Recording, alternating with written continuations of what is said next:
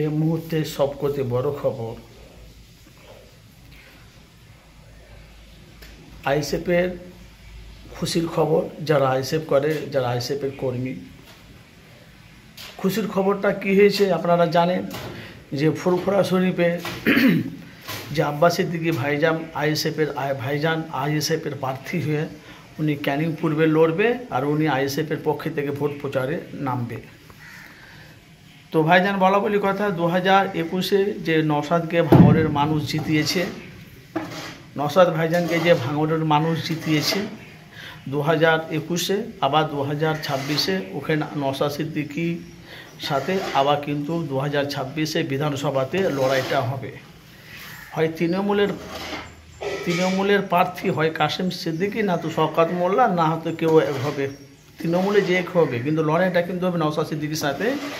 এবার আব্বাস সিদ্দিকী ভাইজান বলছে ফুরফুরা শরীফ থেকে, যেমন আমার ভাই যেরকম ভাঙড়ে ওনাকে এমএলএ করেছে, মানুষ ওনাকে ভালোবেসে মহব্বত করে ওনাকে ভোটে জিতেছে, তো আমি গরম জায়গাতে লড়বো।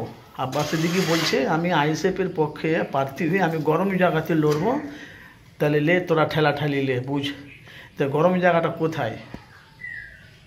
সেটা হলো ক্যানিং, যেখানে শওকত মোল্লা রাজত্ব চলে, ওইখানে কিন্তু আইএসএফের প্রার্থী হবে আব্বাস সিদ্দিকী। উনি তো নিজে বলেছে আমি রাজনীতিতে নাম বাইরে তো প্রাপ্তি নেই, আমি মানুষের সেবা যত্ন করার জন্য, মানুষের কাজ করার জন্য, বাংলাতে মদ খাচ্ছে সেগুলো আমি বন্ধ করতে পারছি না, তাদের বিরুদ্ধে কিছু বলতে পারছি না, যে না হচ্ছে, ধর্ষণ হচ্ছে, মার্ডার হচ্ছে, তারা ঠিক তারা ন্যায় বিচার পাচ্ছে না, সেই নিয়ে বলছে আমি রাজনীতিতে আসবো। কিন্তু আব্বাস সিদ্দিকী এটাও বলছে আমি যদি কয়েক বছর যদি থাকি পুরো বাংলাকে একদম কভার করে ফেলবো।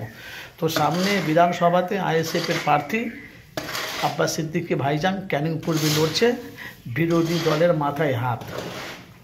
যেহেতু আব্বাস সিদ্দিকী উনি কিন্তু ডাইরেক্ট ক্লিয়ার করে বলেছে আমি ক্যানিং পূর্বে লড়বো, কিন্তু বিরোধী দল কারা আপনারা জানেন, তাদের মাথায় হাত পড়ে গেছে, কিনা পুরো বাংলার ভক্ত হলো আব্বাস সিদ্দিকীর ভক্ত মুরিদ কোন আপনারা জানেন। কিন্তু আব্বাস সিদ্দিকী আইএসএফের পক্ষে হয়ে কিন্তু লড়বে ক্যানিং পূর্বে, শওকত মোল্লার সাথে লড়াইটা হবে। আপনাদের মতামত জানাবে লড়াইটা কেমন হবে। আব্বাস সিদ্দিকী ভাইজান ক্যানিং পূর্বে লড়তে জিততে পারবে তো?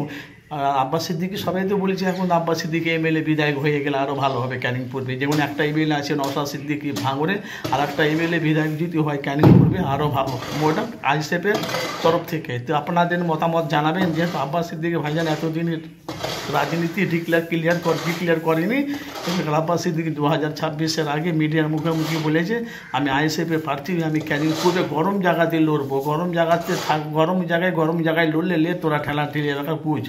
আপনাদের মতামত জানাবে, আব্বাস সিদ্দিকী ভাইজান জয়ী হতে পারবে তো?